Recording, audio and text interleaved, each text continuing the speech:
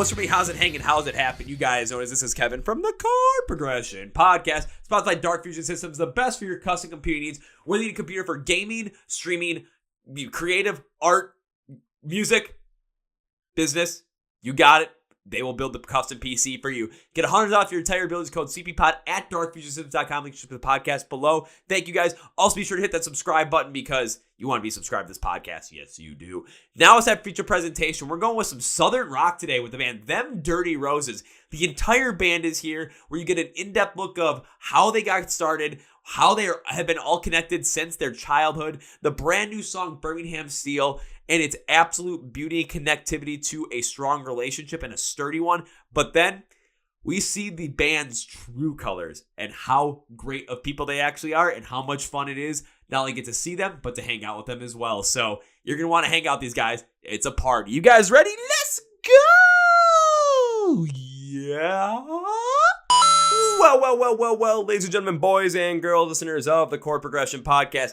Lately, we've been bringing you a lot of heavy stuff. I'm talking heavier metalcore, deathcore, hardcore music. We've been having an absolute blast with it. But I got an email about this band, and it reminded me of a Lynyrd Skynyrd shirt my brother always wore on his bowling adventures that said, "Support Southern Rock." So I gotta take that as a sign that this is the band that I want to talk to right now. I may only have 2 minutes of their chart top in time, but we're going to see how long we can actually extend that. The brand new song, Birmingham Steel, is out now for you guys to go check out, so go listen to it. Get in that Southern rock vibe. Perfect for your summer of absolute epicness. Please welcome Andrew, Ben, Franklin, and James from Them Dirty Roses to the podcast. So, gentlemen, welcome to Chord Progression Podcast. Hello. What's going on?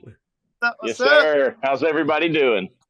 I'm hoping everyone's doing fine. I'm hoping everyone's having a blast. And because this will be, absolute summer when this releases, everyone's just enjoying, maybe sitting outside, enjoying the nice weather, drinking a cold beer, and listening to Them Dirty Roses. Yeah. Couldn't have said it better myself. I'm just going to go with it. You guys want to put that in any kind of promo video for the band? What does it sound like? What is it going to make you feel like? Makes you feel like you want to do that. So go do that. Nice. Yeah. Beautiful. I love it. Well, one thing I would like to do, especially I know my audience may not really know who you guys are, is I want to get them in the know with you. So I want to hear the origin story of Them Dirty Roses. But I don't want to hear just like, oh, this happened. I want to put together, like, if you're trying to start the Marvel Cinematic Universe and you guys are Iron Man. Like, I want to have Them Dirty Roses be the Iron Man of the brand new cinematic universe that is Southern rock. So wherever you guys are ready, go for it. So there I was. Well, I'll start at the back of an 87 El Camino. Yeah. There I was. And I started the band, I guess, whenever I moved up to Nashville back in 2010 or 2011. And I was there for a couple of years, and then I was writing songs and hanging out and stuff, and I decided to start a band up. So that's when I called Frank. I said, "Yo, dude, let's get Ben, Andrew, let's start a freaking band." And so then the rest of the guys moved up. Andrew or whoever can go from there. Let everyone get their origin story in. Yeah, we all moved up about 2014. Actually, very beginning of 2014.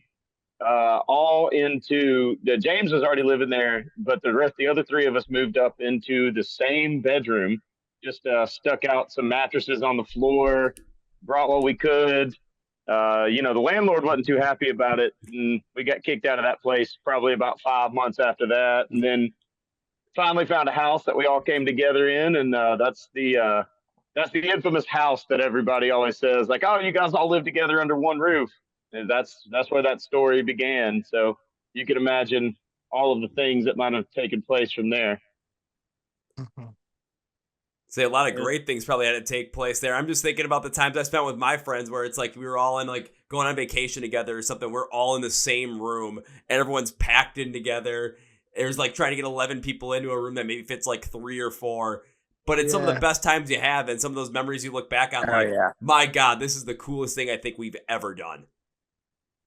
Yeah, it was a good time. We had 9 people in one house and 4 dogs. I think we got up to 10 at one point, maybe. But yeah, I mean, there were lots of people there. We had couches. And there was people that lived in the garage. Like it got kind of nuts for a minute. That's not just nuts. That's like clown car style musicians. It's just you open up the door, you never know how many musicians are going to just run out of there. There's going to be dogs running out. There's going to be great music coming out of it for sure. But how many people are there? What are you going to see? You don't know. All you know is it's going to make for one hell of a story later on. That's what matters. Yeah. Welcome to the shit show. Well, during that time when you guys were living together all in literally one room, I got to ask, what is one of the best stories you have from that time? Because there's got to be something that stands out like of, holy shit, I can't believe that happened, or holy shit, this is the most epic thing ever. I mean, me personally, I'd say that one of the best times when we first lived in the first house under the same room or in the same roof or whatever. But I remember one time I think it was Frank's birthday. So it was October 19th. Yeah. Walked down to a bar, shout out neighbors. 21st birthday. No. Yeah. So we went there. We started, first we drank a shit ton of vodka before we left the house and Blue Moon. Yeah. And then we walked down to Sylvan Park area and walked into neighbors. And I remember we started just, 21st birthday, you might as well do it right. So we had been killing it. And back then, I think it was James that got us going, but we got on a real big Irish car bomb kick for a little while. We thought we were bulletproof, so we would just do a bunch of those and then kind of sizzled out. But every now and then we'll wake that demon back up. But anyway, we started, drinking pretty heavily. And I remember we had walked out. We were like, hey, let's walk back to the house. And it was late. I think the bar closed. And we walked outside. There was this bush there, and Frank whooped this bush's ass, man. No, that was at the back of the bar, dude. Yeah, as I'm saying, out back. It was in a damn pot, and he just beat its ass. Yeah, I tried to grab this flimsy ass tree for like balance, and it's just like wobbling back and forth. Like we get done with that. And I'm pretty sure this is the same night, but we walked back to the house, and I remember it was freezing cold, and we all started getting, we were trying to wind down, but we kept partying a little bit. And I remember Andrew being so drunk. I walked outside. And that man was in his box and like pretty much boxers and a leather jacket. Boxers and a leather jacket, hugging a tire, just heaving. And I was like, yeah, this is like year one too. So I was terrified. Dude. They almost didn't find me outside because as I was laying down there, it started to snow. So I started getting covered in snow. And it wasn't until about every 30 minutes or so I'd flinch or I'd move somewhere, and then it'd uncover a little bit of me. And they're like, oh, good, he's still there. He's good. And his underwear with the jacket, just hugging the tire, just heaving, man. That was one of the better times in the mix in the beginning, I guess, for me. Yeah, that was one of the worst times. But that's how you know it's one of the best times, when one guy's like, oh, God, that was the worst time. But it creates that story where you guys look back on it, it's such a fond memory, except for Andrew, who, maybe have gotten frostbitten that night and maybe gave up, maybe ejected so much from himself that, he could have gone for a colonoscopy the next day and they've been like, oh, you're cleared out. This is perfect. Nothing to have to look in there. Yeah. But it's moments like that really bring forward the chemistry in a band that can really make a band even more special than before. Because, of course, we all have those moments where, we love our friends, we love our family, we love the stuff that we do together. But there's moments where it's like when you have those people that just become your chosen family that you experience all this stuff with, that grows that bond, especially from a musical perspective. You understand each other, you grow with each other, and then the creativity continues to grow and you all understand how each other works, how each other operates. So when you're trying to bring out an idea, you're trying to bring out a thought, you're trying to bring out a melody, it's going to come out because someone might pick up on exactly what you're thinking and know how to elevate it to the next level of where you want to go. For sure. Oh, yeah. Very well put. Yeah, absolutely. Especially like jamming ideas. Yeah. And I mean, well, we're all living, it's easier to write, I feel like, because we're all living a piece of what each other's going through. So that makes it a little bit easier to connect with. Because we all struggle together pretty good. So, yeah, there was no email and demos back and forth. It was just open the door to your bedroom and be like, hey, guys, I think I got something. Come in here real quick. Now, did you have to open the door to everyone's bedroom? I thought you guys all lived in the same room. So it would basically be like kick the bed and be like, that was in the very beginning. That was the first house. Then we moved into Antioch, Tennessee. That's when we started becoming a hotel, dude. Yeah. That's the 9 people, 4 dogs, all that. That was when we all lived across the hall from each other, so we could. And then every door faced the middle of the staircase. So, like, if you open the door, you were running into each other for sure. But just thinking about that perspective too, when you guys are creating music and you guys are working together and you're living with each other, you're living through with each other's struggles, you're seeing it happen, you're able to empathize, you're able to relate, you're able to actually understand what's going on and understand the joys, the wins, the epicness of the life that you're living at that point, just in your own mental state. What happens is you connect with it and you put out that positive music. Think about all the bands that have created some of the best music that's out there, or bands that have those absolute incredible debuts and just really skyrocket off of that. They probably wrote music in a very similar sense because they understood what everyone was going for. They understood the creativity, the chemistry, and they had the trust in everybody else that this was possibly going to happen. And as time goes on, why do musicians, even in the world today we live in 2024, where people can just send tracks back and forth to each other left and right, why are musicians still getting together, writing music together, and recording everything together at the same time as well? Because that's where the trust, that's where the chemistry, and that's where the creativity really runs deep. Of course, during the pandemic, don't get me wrong, through that time, we saw some incredible music come out of there, but what else was anybody else doing, especially if you're a musician? You're writing music and you're constantly sharing it with people in your band, what you're working with online, so you're absolutely still living it. But once everything opens back up again, 2021, now there's so many other factors in play. If you try and do that, can you still get it done? Yes, but it is not nearly as effective because you're not in it together once again. Yeah. Right. I mean, I was going to say those exact words in that exact order, but you did, so I'll just leave it to you. Andrew was going to say it. Yeah, I just took the words out of Andrew's.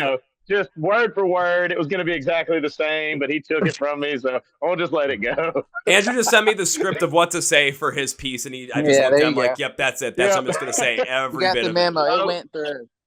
I was like, damn, I think you read my line. But it absolutely makes sense, and the fact that you guys have lived through it, you guys have taken hold of that exact concept to not only become chart-topping musicians, but continue to grow every step of the way. It continues to show that you guys know exactly what you're doing when it comes to your music. You know how to work with each other as well. And it builds that strong bond so that when new music comes out, we continue to feel the strong bond that is in there between you guys to really pull out whatever message, whatever idea, whatever sound you want to bring to light. And we feel that every step of the way. It adds to the authenticity and genuineness that is your music. Thank you. Heck yeah, man. Appreciate it. We've all known each other. We all grew up together too since we were young. So like we were hanging out before the band was even a thing. So yeah, we've got all the little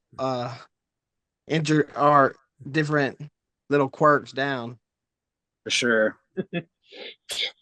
They could definitely get away with dressing like one of the band members of the band and pulling it off pretty good, I think, dude. Might hurt some feelings, but we could do it. Hey, it might hurt some feelings, but at the same time, it might be, a good idea. You never know what might happen, but it could be worth it. But the fact, again, you guys growing up with each other, it adds to the chemistry. It adds to that innate just understanding of each other that we were just talking about. It adds to it so heavily that there's a lot of bands that they don't have that or won't ever have that. There's certain memories, even from childhood, you guys are going to know about each other. And you can understand that. And if someone wants to talk about that in their music, you know the emotion, you know the story, you know the feeling, and you're able to not only empathize with that, but bring that so much more full force because you have the knowledge of it. It's something that is invaluable as a band to have, and you guys have it, so never let that go.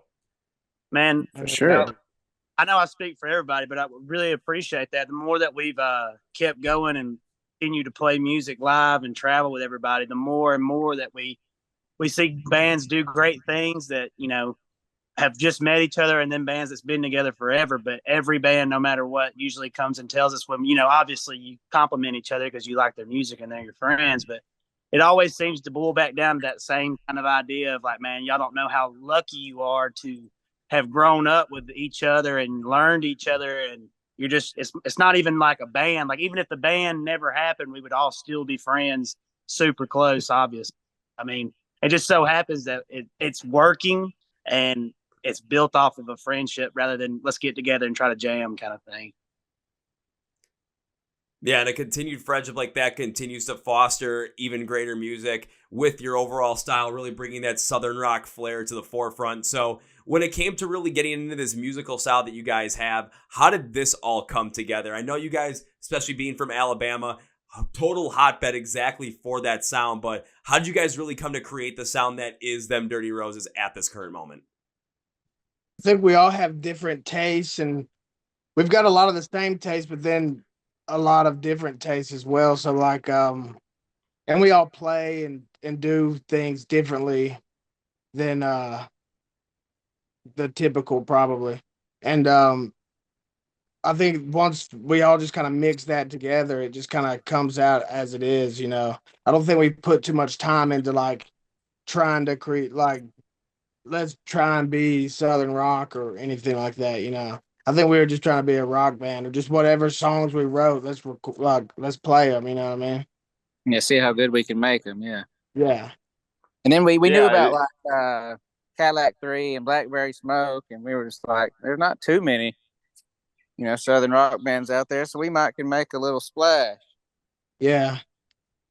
Yeah, I mean, pretty much exactly that. It's just everybody's styles came together, and it just so happened that they fit. You know, sometimes you get a bunch of eclectic people together and it sounds like bad jazz, but we got lucky, I guess.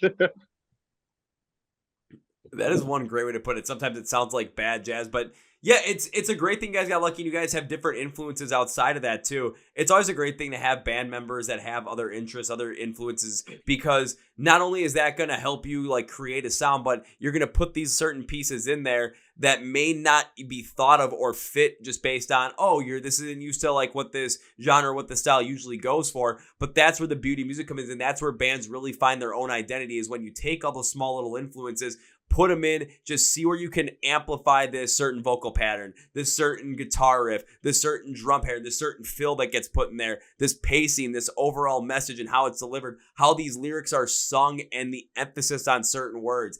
You take other influences and you bring them out, and it gives you guys that unique flavor while also still connecting you to us like a core sound that you have at your absolute center. That is what the beauty of music is, and that's what the beauty fact is. You guys coming together, creating what you have created, but at the same time, having similar interests and a wide variety at the same time. It's a beautiful thing, and that's something you should never let go of.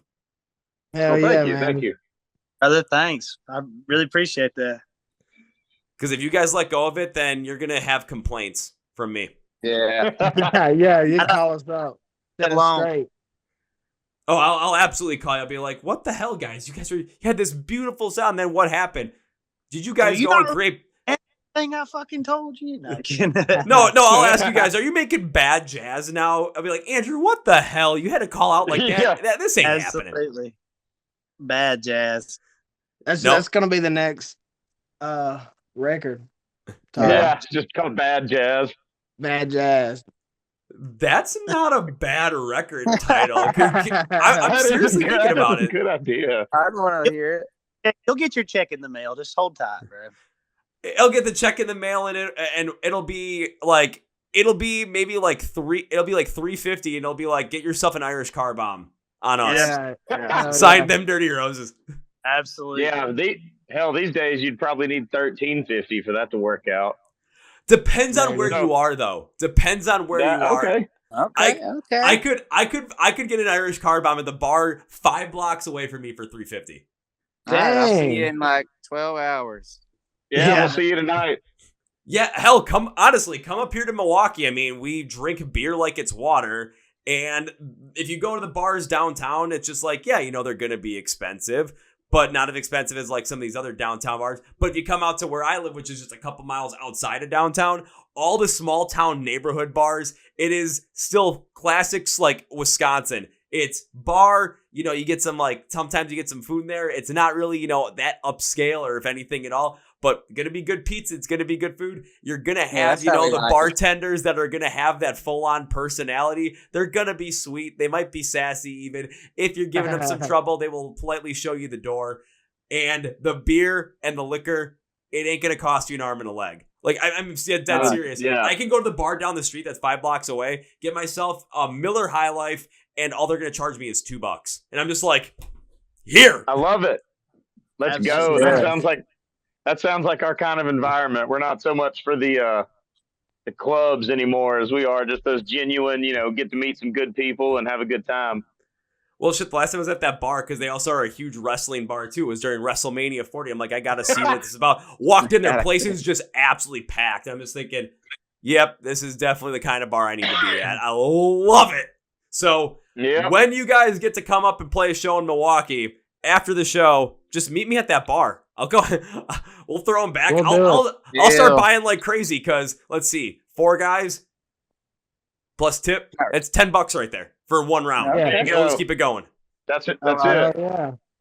As long as you guys like beer, that's what matters. But I'm pretty sure you guys are like in for that. So, but if you guys want to get fancy and get craft beer, ooh, that's gonna cost you $3. I'm good on that, brother. I'm good on that. Give me a light beer and about a bunch of them.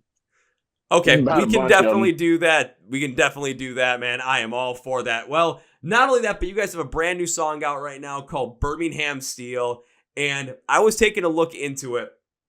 Of course, listen to the whole song, but I got the press release for it. And it was said that the song is to be a love song that uses the old Alabama steel industry as a metaphor for a solid and sturdy relationship.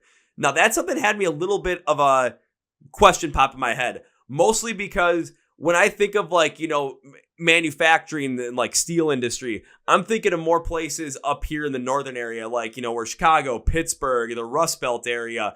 That's just based on what we were taught in a history class. But I got to know, why did you guys pick the Alabama steel industry? Like, why was it chosen as that solid, sturdy metaphor for a relationship? I'm really curious about this. Who wants to go? We're from here. Well, yeah, shout out to Philip White, because Philip White, the creator of the song, we all just kind of got together and finished the song and made it what it is now. But, Alabama or Birmingham is known as Iron City. Lots of iron work and everything back then. Especially in Gadsden, where we're from, we had a big steel plant that a lot of families and our friends and family worked there. And I worked at a Honda plant for a year or so. My mother, my family, and James and Frank's family and Andrew's family. Yeah. Everybody's got somebody worked in the factory business and had to just, swallow it up and get up in the morning and go handle shit to keep, babies fed and everybody else happy. So, it's just, and the Birmingham Steel thing. Ain't much things more solid than steel. And, I think it was just a good representation. And as far as Birmingham, it's big impact there as well. But the steel plant is still in our hometown, but it doesn't operate anymore. But, lots of our city was in the way the houses and everything were made for something to do with that steel plant, whether it be the houses. All these houses and neighborhoods were built to house the people in the steel plant. So, it's kind of just integrated in there a little bit at least. And, like I said, everybody's family having done their time in a factory and just really had to bust ass to make it, it's kind of in with our whole upbringing. Yeah, that's that's the love stories that we know of, are not like, let's run away to Mexico and elope and then live this like nice fairy tale happily ever after on a beach kind of thing. Is like, we saw the real world, which was, like Ben said, your parents, your grandparents, your friends' parents, everybody that getting up, doing the hard thing, but they did it because they cared about their family and they wanted to provide. So that was more our speed of like what we've seen in the real world as how people express like their, love and how they care about people. Right when Ben said it's like, yeah, the ironworks, I'm like, oh my God, how did I not even put that together? They have the freaking Iron Bowl every single year. And why was it the Iron Bowl? Now, I must look like the dumbest fucking idiot on the earth right now, not even realizing. For the record, War Eagle, baby. That's all you need to know. Yeah, War Eagle. That's a big roll tide. I know, dude. Ain't cutting out, bud. Couldn't hear you there. What is that? Well, I went to a big... I'll say I went to a Big Ten school for school. So, Sky Uma, go Minnesota. Woo! Right on. Hey, We've had some ragers in Minnesota. Shoo. Yeah. Oh, it's taking me back to like just a great time. We did the Mall of America for the first time this past year, and that was pretty exciting. That's some wild shit. Hit that food court up.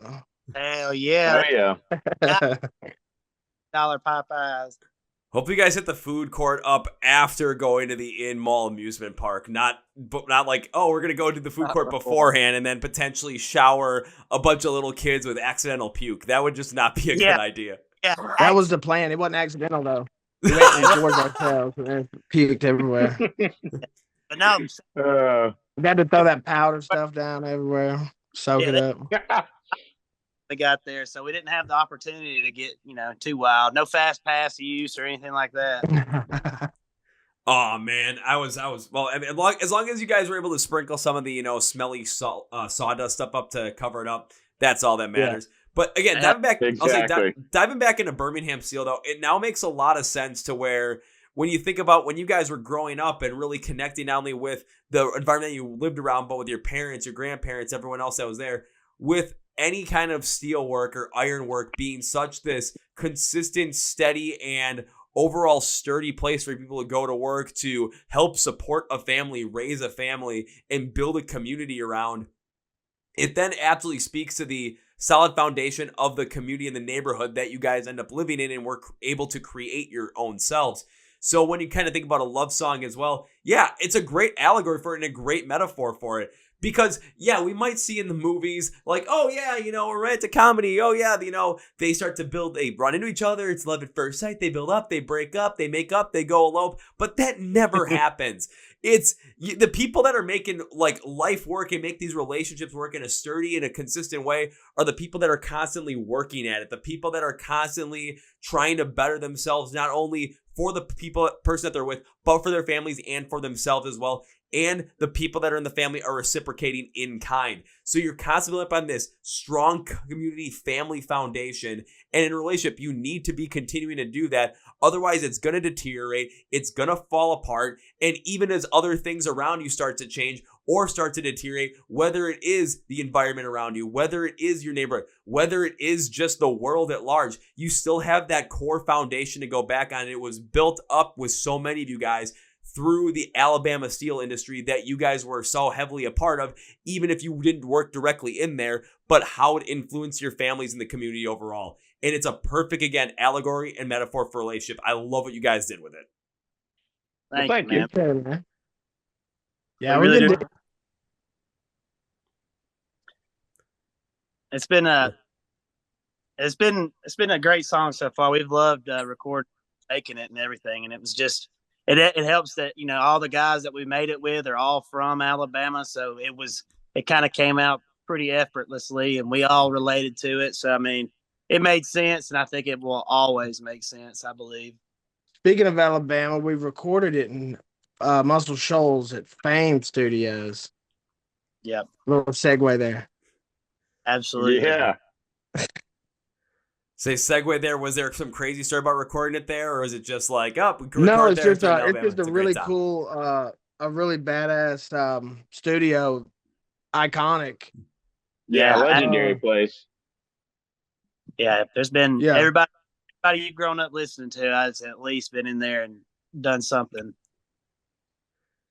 Well, shoot, I'd have to start running through the bands that I've listened to. It's like, have they done something in that studio? And this maybe a pilgrimage out there and literally ask, like, did this band work here? This band work here? This band work here? This obscure artist work here? Maybe, I don't know.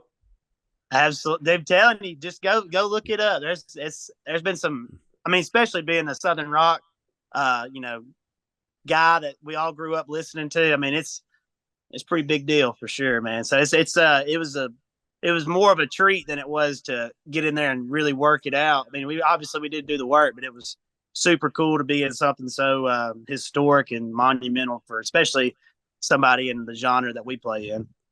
Well, not only a treat, but at the same time with how many people have recorded there and how great of artists recorded there too, it kind of gives a little bit of this certification to you guys. It's like, yeah, this band, Them Dirty Roses, is an incredible band that you need to check out because they had the chance to go and record here. They had the chance to record where so many other great artists have recorded before and are creating great music today. It's a certain validation, a certain like accreditation that this is a band you need to check out. This is a band you need to get into because when you listen to them, you are going to feel something.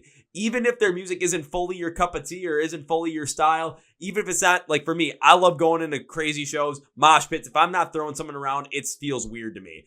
But if there's a way where a song that isn't necessarily my style can absolutely connect with me, yeah, then I am all for it. And you guys have that accreditation, not only with this song, but it adds to it that you recorded there as well. Yeah. Yeah. I mean, absolutely. I don't know. You nailed it. We're gonna have to get you to a show sometime.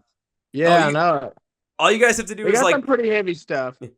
I'll say all you guys have to do is go on. If you guys go on tour and you come up anywhere near where I'm at within like a 2-hour radius, any day of the week, if I'm available, I'll be there. And that means that's not only Milwaukee too, because literally right after this, it's a freaking Wednesday we're recording this, and I'm driving down to Chicago for a show, and I'm coming right back afterwards. So I don't mind. Who are you going to see in Chicago? Electric Callboy. Nice. Okay. And then tomorrow I'm doing the exact same thing to see Sleep Token. Then Friday I'm doing the exact same thing to see Architects. I get 3 straight days of just travel to Chicago, come back to Milwaukee, down, up, down, up, down, up. Just keep going. That's awesome. That is nice, being up there where all the cities are pretty well within 4 or 5 hours of each other. You can just catch any band you want to. Oh, I absolutely love it because it's there. No matter what, it's if everyone's going to pretty much play Chicago, but if you don't, you might play Milwaukee, which is fantastic. Then I get to stay at home. If you play Madison, Wisconsin, they got a couple of venues out there now. Oh, it's a little over an hour for me to get there. Oh, big whoop. If bands decide to go up and play Green Bay, Wisconsin, because they've got a great venue up there too, that's like a little over an hour and a half just one way. It's like, that's no problem. I'm totally fine going on 4 hours of sleep, going to work the next day, if it means I get to go see a kick-ass show the night before, because I'm not going to remember getting enough sleep for work in a week, but I will remember going to see that show. That's right. Right. Good way of looking. Good way of looking at it. We now, don't get us wrong. We've had some great shows and some really good times in the Dells in Wisconsin. In the Dells?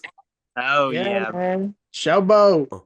All right. Let me hear some of this stuff because the Dells is like that. The Dells is this like a very, very, very great destination spot. And a lot of people know about it, but if you don't know, go to the Wisconsin Dells. Trust me on it. But let's hear some of these stories. I got the water parks for days, which we still hadn't really dove into, but it will happen. Oh yeah, somebody took us bow fishing. Yeah, that was fun.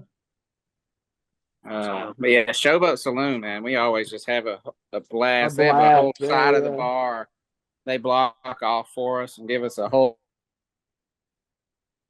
other bar.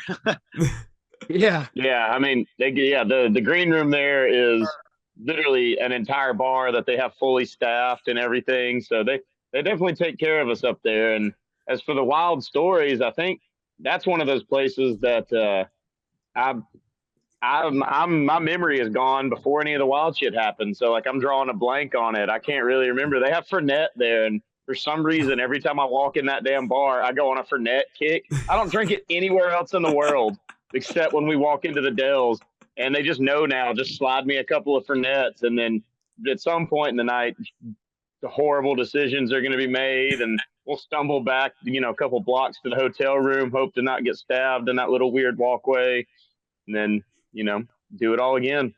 We call him Leonard Fournette, dude. Oh, if you guys go out and play there and you guys are playing at that bar, I am easily showing up and... Wait. Don't we play in Oshkosh? Yeah, we actually do. We're going to be wherever Oshkosh is in Wisconsin. We're opening up for Journey and a couple of other people out there. Oh, shit. Yeah, Oshkosh is about an hour. Well, depending upon who's driving, I'll put it that way. If I'm driving, it's like an hour north of Milwaukee.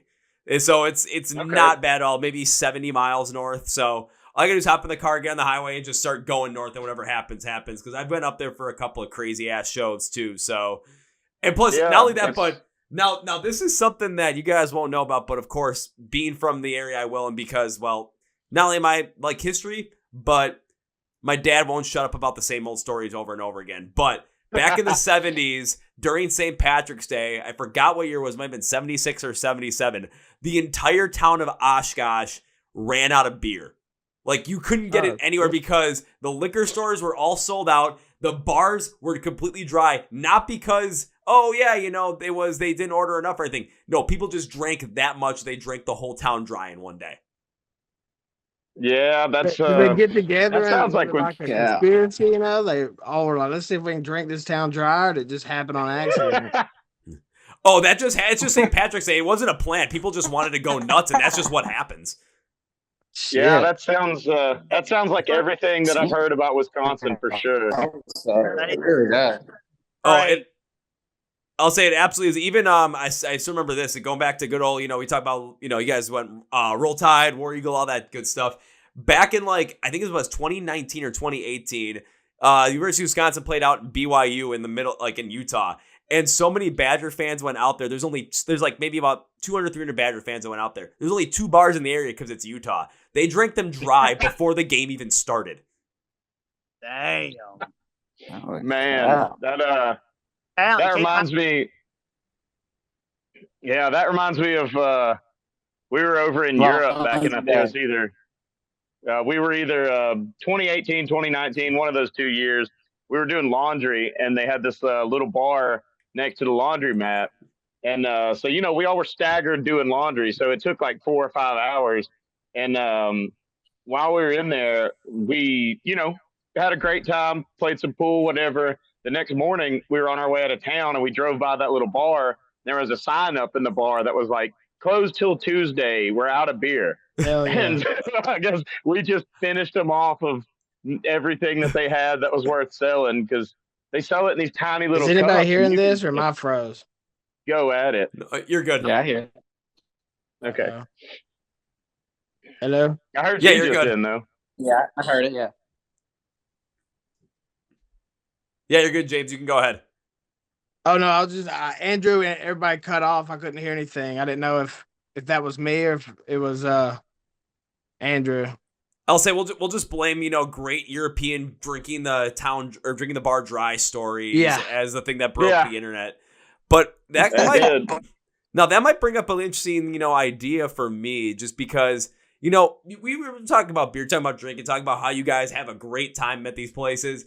And I would love to see this happen going forward. So, because I know you guys are coming to Wisconsin, but if you ever go and play a show in Madison, to the state's capital, I know there's a venue that's on Regent Street, and that's right where the University of Wisconsin is. Like, that's like their main street for all these bars.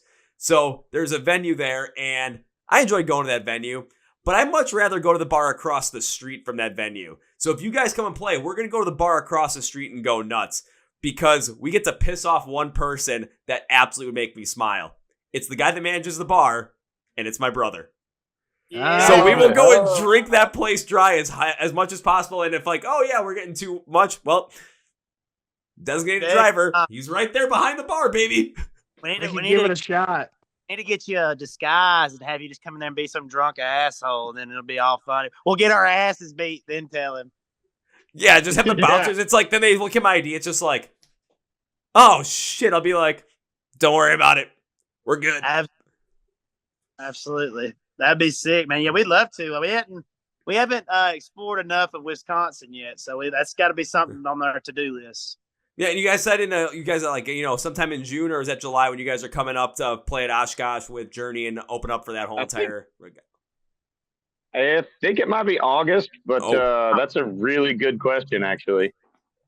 Well, we can use the power of the internet to make sure that everyone knows about this, because especially if it's in Wisconsin, it's just like, we gotta tell people. And I'm already going. I'll tell you real quick. Let's see if we can find it real quickly. It's a race. It's a race. I got it. August 10th. Oh, okay. There we go. Yep, that's it. In Oshkosh, and it looks like it's kind of like a whole festival thing you guys are a part of too. It is. Yeah. It is a whole festival. Huh. Funny enough, I'm like, Crossroads. Good thing I don't have a show that day to go to. I'm going to a show the previous day, but not that day. So nice. I think it's Crossroads 41. Yeah. And if it's a festival, they're probably having it at the festival park where they used to have Rock USA. So you'll probably see a whole bunch of shit. And especially if there's people hanging out in the parking lot tailgating, you guys are about to have like the best time. Just literally after the set, if you guys can, if there's people hanging out in the parking lot, go walk out there. There's going to be people with coolers full of beer. There's probably going to be people, grilling, having brats, hot dogs, burgers. Probably someone's making, even chicken too, maybe some steak out there. If you guys played and just went out there and hung out with them, the amount of people that will just offer you free food is insane. We'll have to. Hey, I like it. Check that out. I'll say just make sure you're not lactose intolerant because the amount of cheese you will consume during that day is going to be insane. We always get fed, what is it, curds? Is that what it's called? Curds? Yes. Cheese curds. Yeah, I'm a fan. Thick. Them things are thick. Oh, God, yeah. Especially here. It's just, they're not going to give you the small little ones. It's like they're going to be fried. They're going to be larger. And you're going to taste them. You're going to be like, oh, my God, why is this? And why do we not have this anywhere else? Like, or everywhere else that is this good of quality? It's like, just keep going. Keep going. You're going to become cheese curd addicts by the time this is all over. Yeah. It's better than most things. Yeah, there are worse things you could be addicted to. There's a lot of worse things. Around so much. My phone, I thought I charged it, but I guess when I was charging it, I wasn't charging it. So I'm going to sit right here while we can. Oh, don't worry, Ben. You're good. The amount of times I've had artists and guests come on the podcast to shoot directly from their cars it's more often than not than you actually think. Cool. I don't feel as bad anymore, so that's good. Oh, I've had one time where I literally interviewed somebody while they were driving their friend home from the airport. Like, they had their friend hold the phone, and that they were driving. I'm like, okay, this is different, but he's better than us because we were supposed to go pick up our merch guy from the airport, but we had these podcasts, and we're like, bro, to see if you can catch a ride somewhere. So, sorry, Alex. Love you, brother. No, and he's still at the airport, I'm pretty sure. He's just hanging out down in Birmingham. Hopefully having a couple of beers at the airport bars. Can we smoke in here, bro? Do you smoke inside? Hey, you can do whatever you want in this podcast. I don't care. I'd rather have you guys be authentically you. So I've had people drink on this. I've had people smoke literally, some of the fun stuff during this. I'm like, yeah, go for it. Who gives a shit? Yeah, absolutely. That's the beautiful thing about podcasts, man. You can do just about anything. Just about anything. Hell, earlier we were at the park. There's a guy that keeps getting caught by the people jogging. He's standing in the woods jerking off. Dude, it's the weirdest. Nice. I'm so. The cops literally just came up to me and was like, "Have you seen a guy wearing all black?" And I was like, "No, why?" He's like, "Apparently it's just yeah, he's hiding in the woods and watching these women jog by, and he's giving the old tug." I saw the cop drive by there. I don't know if next time you see this dude, you could tell him that like there's porn on the internet now. You don't have to go out in the woods and wait for a woman to pass by. I mean, we've all been there, right? Yeah, I mean, hell. It's like, it'll be like that Family Guy episode where they tell Quagmire about it for the first minute. It's like, this stuff is on the internet, right? And then he just is held up in his home for 4 days. Then he comes out, it's like his arm is just completely jacked up, and this one's just completely like limp and flaccid and whatnot. His eyes are all screwed up. I've been checking out that internet porn, Oh, yeah.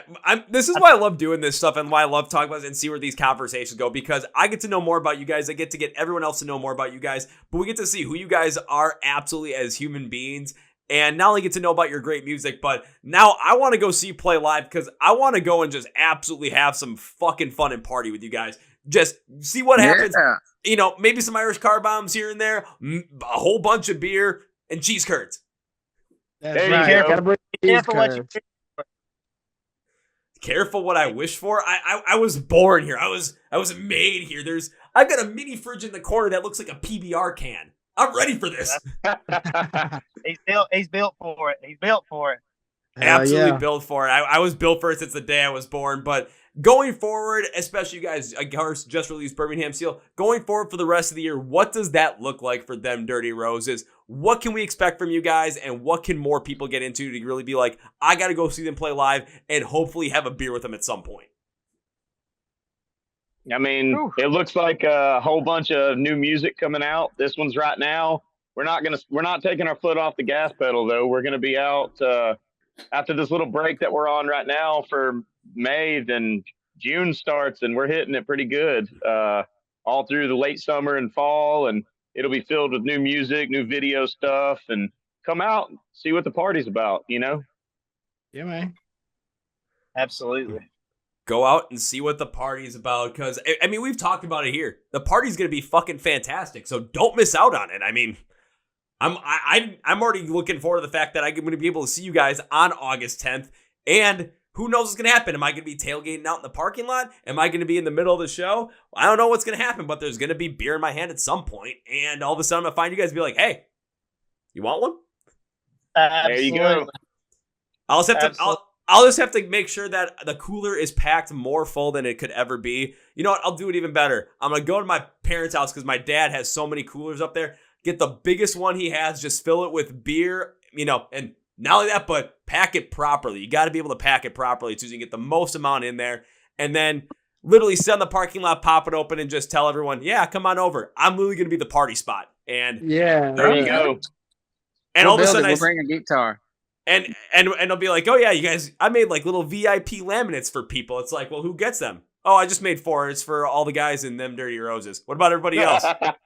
They're not VIP, so we'll see. Nope. Side.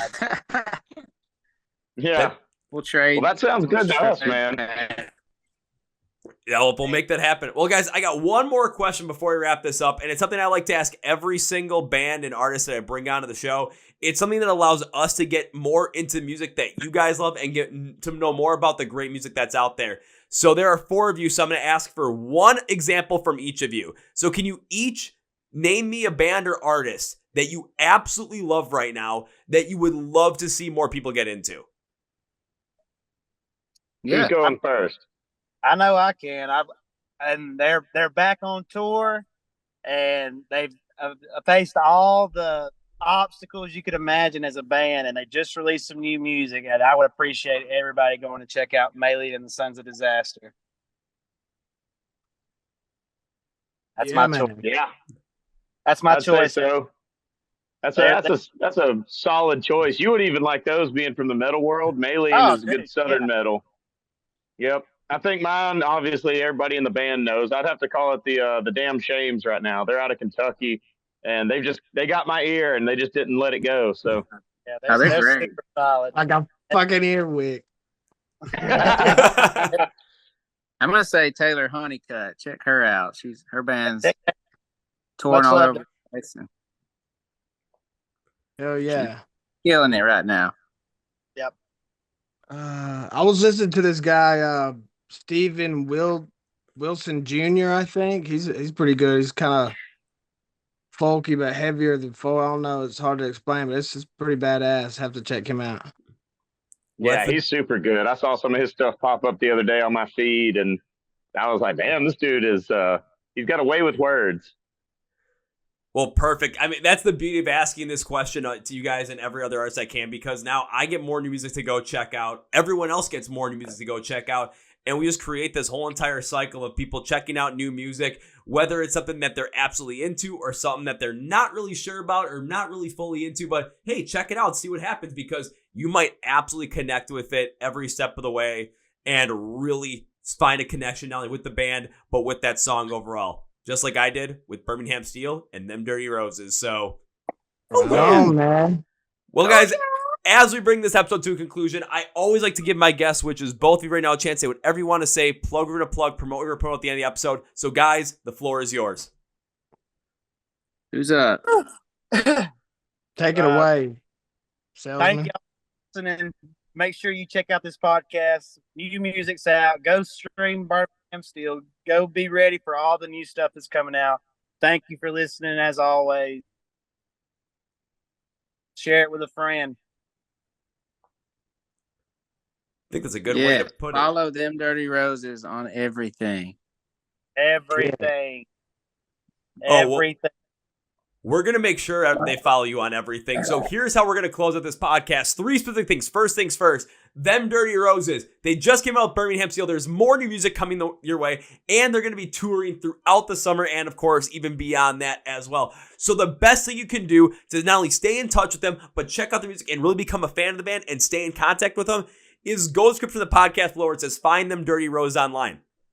Links and labels for everything. Social media, YouTube, where you can stream music, where you can listen to it, and where you can go and get tickets for those shows as well and pick up merch. So go there. I'm your own personal Google. I did all the work for you. All you have to do is click and go. So go do it. Become a fan of the band today, because if this podcast didn't make you a fan of the band and you still want to listen to their music, you should, because that will absolutely make you a fan of the band. So go and do it. Now it's time for number 2. Gentlemen, whenever I've guested the podcast, I enjoy the podcast, I tend to make a certain promise, a way to say thank you. I really appreciate your time, and I want to continue to support you in any way. And this is the absolute epitome of this. So I absolutely love it. Get to this. When I get to see you perform live for the first time, we've already talked about it, but it's going to happen. I will find you guys. Might be in the parking lot with a big giant cooler, but no matter what, first round's on me. Right on. Yeah. Let us know about that. Well, I'm sure we could get you a pass or something to get in that festival whenever in August or whatever. Yeah. Oh, that would be on me.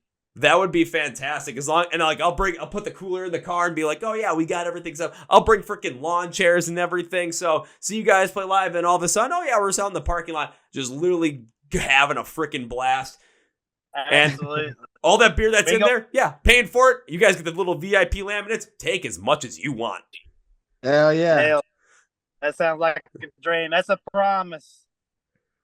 That is a straight promise, gentlemen. That is a straight promise. Now, number 3 is I cannot end this podcast by saying goodbye. Guys, this was so much fun. I would love to have you back on again in the future, and I am making good that promise. I cannot wait to hang out with you guys. So this is not goodbye, gentlemen. No. This is. Hell yeah. I'll see you later. Till next time. time. I'll see you soon. Thanks for having us, man. Well, folks, it's an interview with Them Dirty Roses, James, Andrew, Ben, and Frank. Now it's time for Kevin's final thought. My final thought is this. Excuse me. I absolutely love doing podcasts.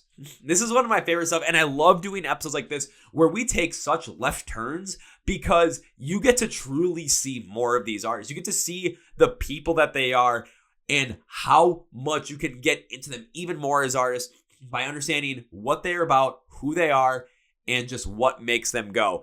Talking about all the crazy party stuff, all that fun, really shows off that these guys are not only great musicians, absolutely love each other, and absolutely create great music because they have that chemistry, that vibe, but that they are going to make sure that you could go out, hang out with them, and it's going to be one hell of a time no matter what.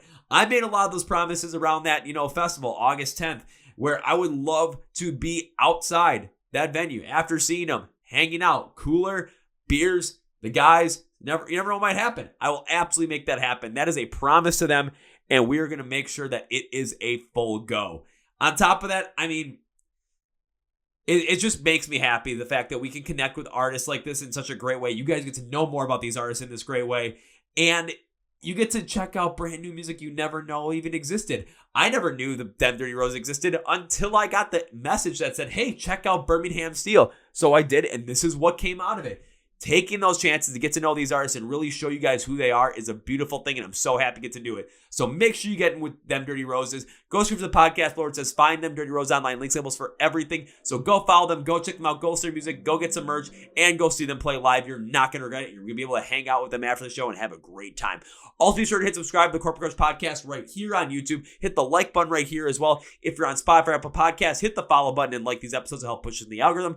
New episodes every single Tuesday, Thursday, and Friday reactions as well. Also, check us out on Facebook, Twitter, and Instagram. Links to podcast below as well. Thank you guys from Them Dirty Roses. I will see you in August. And on that note, that's going to be today, guys. Thank you for listening to the Chord Progression Podcast. My name is Kevin, and you guys know how I end every single one of these episodes. Big, healthy, and hearty. See ya!